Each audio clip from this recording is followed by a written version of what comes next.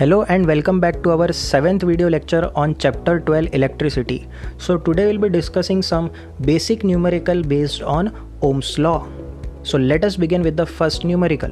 A copper wire has a diameter of 0.5 millimeter and resistivity of 1.6 into 10 to the power minus 8 ohm meter. What will be the length of this wire to make its resistance 10 ohm?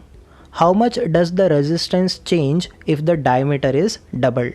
तो चलिए इस question को समझने की कोशिश करते हैं। अब हमारे पास यहाँ पर हमें एक कॉपर वायर दे रखा है जिसके क्रॉस सेक्शन का हमें डायमीटर दिया है। करेक्ट, ये जो क्रॉस सेक्शन का जो डायमीटर है ये हमें दिया है जो कि है 0.5 मिलीमीटर। हमें कॉपर वायर की मटेरियल प्रॉपर्टी यानी रेजिस्टिविटी की वैल्यू भी दे रखी है, यानी रो की वैल्यू हमें यहाँ पर प्रोवाइडेड है। हमें ये पूछा जा रहा है कि हमारे वायर का लेंथ क्या होना चाहिए। करेक्ट, हमारे वायर का लेंथ क्या होना चाहिए जिसके लिए हमारे वायर का टोटल रेजिस्टेंस कितने ओम का हो जाए, 10 ओम का हो जाए। Correct, so what must be the length of the wire such that the resistance of the wire becomes 10 ohm. Second part में पूछा है कि how much does the resistance change if the diameter of the wire is double. अगर wire का thickness हम double कर दे तो रेजिस्टेंस के साथ क्या होगा ये पूछा जा रहा है। So let us solve this question. So we are given that diameter is 0.5 millimeter. So we can calculate the radius as half of the diameter which is 0.25 millimeter.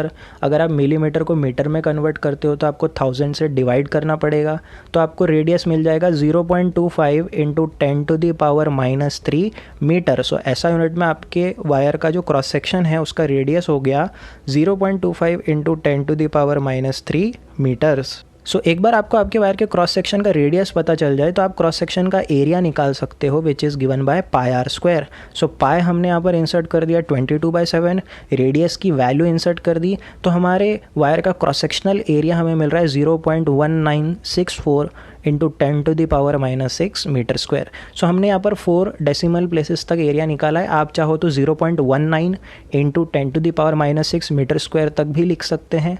सो आप देखिए क्रॉस सेक्शनल एरिया का formula हम use कर रहे हैं पाई r square. सो ये कहाँ से आया? जैसा हम जानते हैं कि जो ये हमारा कॉपर वायर होता है ये सिलेंड्रिकल शेप का होता है। वायर्स जो होते हैं थिन सिलेंडर जैसे होते हैं, तो इनका जो क्रॉस सेक्शन होता है जो हमने यहाँ मार्क कर रहे हैं एरो से, ये सर्कुलर शेप का होता है। तो इस क्रॉस सेक्शन का, इस सर्कल का एरिया का फॉर्मूला क्या हो जाएगा बच्चों? पाई आर स्क्वायर हो जाएगा। सो इस तरह से हमने हमारे वायर के क्रॉस सेक्शन का एरिया निकाल लिया, उसका थिकनेस का एरिया कैलकुलेट यहाँ पर कर लिया। अब हमें पता है कि रेजिस्टेंस का फॉर्मूला होता है रो L by A. So I strictly recommend कि आप इस वीडियो लेक्चर को देखने से पहले हमारा प्रीवियस वीडियो लेक्चर VL 12.6 को ज़रूर देखिएगा। सो यहाँ पर हम उस टॉपिक से ये फॉर्मूला को सोर्स आउट कर रहे हैं और हम यहाँ पर रेजिस्टेंस का फॉर्मूला लिख रहे हैं as R is equal to rho L by A. So हमें यहाँ पर आप देखेंगे हमें L कैलकुलेट करना है, तो L हो जाएगा RA बाय रो। R की वैल्यू हमने इंसर्ट की 10 ओम, एरिया हमने ऑलरेडी कैलकुलेट कर दिया, डिवाइडेड बाय रो हमें ऑलरेडी क्वेश्चन में दिया है जो कि है 1.6 into 10 to the power minus 8। So इस तरह से आपके वायर का लेंथ आ जाएगा 122.75 metre. So this is the solution of first part of the question. So अब अगर आप हमारे क्वेश्चन का सेकेंड पार्ट देखेंगे, how much does the resistance change if the diameter is doubled. So diameter अगर डबल हो जाए तो रेजिस्टेंस कैसे चेंज होगा ये हमें पूछा जा रहा है। So let us solve this. So जैसा हमें पता है कि जो हमारे वायर का जो इनिशियल क्रॉस सेक्शनल एरिया है वो है पाई आर स्क्वायर, और आप रेडियस को इन टर्म्स ऑफ डायमीटर लिख सकते हो एज d/2। सो जैसा आप देख सकते हो हमने यहाँ पर रेडियस को डायमीटर के टर्म्स में रिप्रेजेंट किया है और हमने लिख दिया r as d/2। Correct, as and when we replace radius with diameter तो हमें हमारे एरिया का formula in terms of diameter मिल जाएगा एज पाई d²/4। सो हमारा रेजिस्टेंस का फॉर्मूला कैसे मॉडिफाई होगा इन टर्म्स ऑफ डायमीटर? हम लिख सकते हैं R1 as rho L by A1। So हम कह सकते हैं ये हो जाएगा rho L by pi d² divided by 4। अब ये 4 ऊपर चला जाएगा तो हमारा एक्सप्रेशन क्या हो जाएगा 4 रो L by pi d²। So this is the formula of resistance in terms of diameter. अगर हम हमारे वायर के डायमीटर को डबल करते हैं तो हमारा एरिया क्या हो जाएगा? तो यहाँ पर आप देख सकते हो हमने R की जगह लिखा d/2। करेक्ट, पाई आर स्क्वायर होता है तो R की जगह d/2 लिखा, लेकिन हम यहाँ पर हमारे डायमीटर को डबल कर रहे हैं तो हमने लिख दिया 2d/2। करेक्ट, सो 2d/2 का हमने यहाँ पर होल स्क्वायर कर दिया।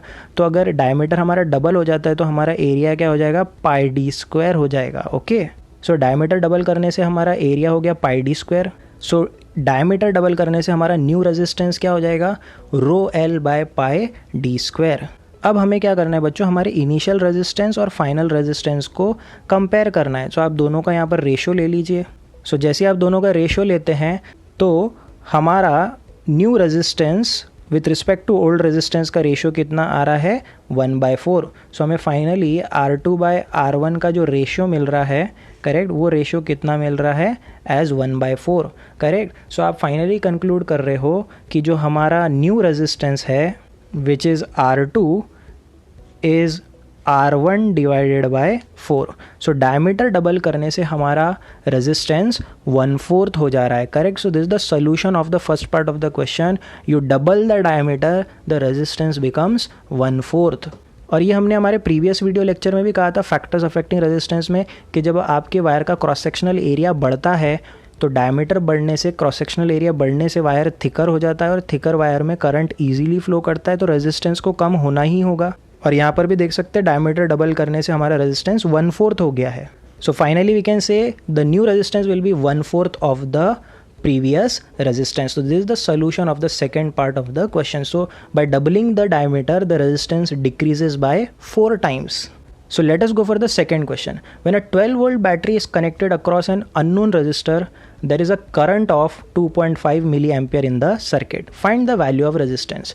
तो आप देख सकते हो इस क्वेश्चन में हमें पोटेंशियल डिफरेंस दिया है 12 वोल्ट का, करंट दे रखा है 2.5 मिली एम्पियर का, और हमें रेजिस्टेंस निकालने को बोला जा रहा है। सो ऑब्वियसली आप क्या करोगे, यहाँ पर ओम्स लॉ अप्लाई करोगे और आप ये कहोगे कि V is equal to I R as per the Ohm's law. So resistance क्या हो जाएगा, R becomes equal to V by I. Potential difference यहाँ इंक्लूड कर दीजिए, यहाँ पर 12 वोल्ट है, डिवाइडेड बाय करंट हो गया 2.5 मिली एम्पियर।